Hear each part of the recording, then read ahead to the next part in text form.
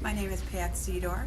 I'm a librarian at Bryan and Stratton College, Orchard Park, New York.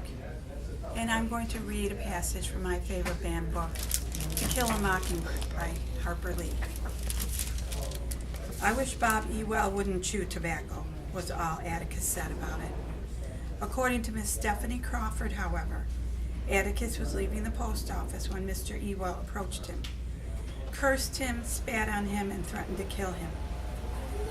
Miss Stephanie, who by the time she had told it twice, was there and had seen it all.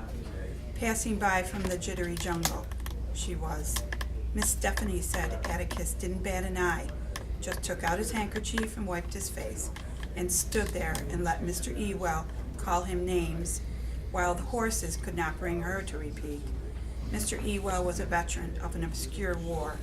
That plus Atticus's peaceful reaction probably prompted him to inquire, "Too proud to fight, you nigger-loving bastard?" Miss Stephanie said. Atticus said, "No, too old." Put his hands in his pocket and strolled on.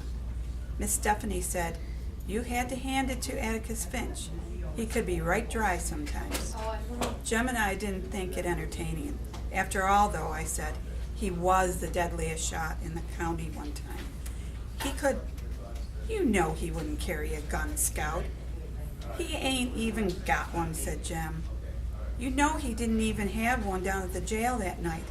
He told me having a gun around's an invitation to somebody to shoot you." "This is different," I said. We can ask him to borrow one." We did, and he said nonsense. Dill was of the opinion that an appeal to Atticus's better nature might work. After all, we would starve if Mr. Ewell killed him. Besides, being raised exclusively by Aunt Alexandra, and we all know the first thing she'd do before Atticus was under the ground good, would be to fire Calpurnia. Jem said it right out. Work if I cried and flung a fit, being young and a girl? That didn't work either.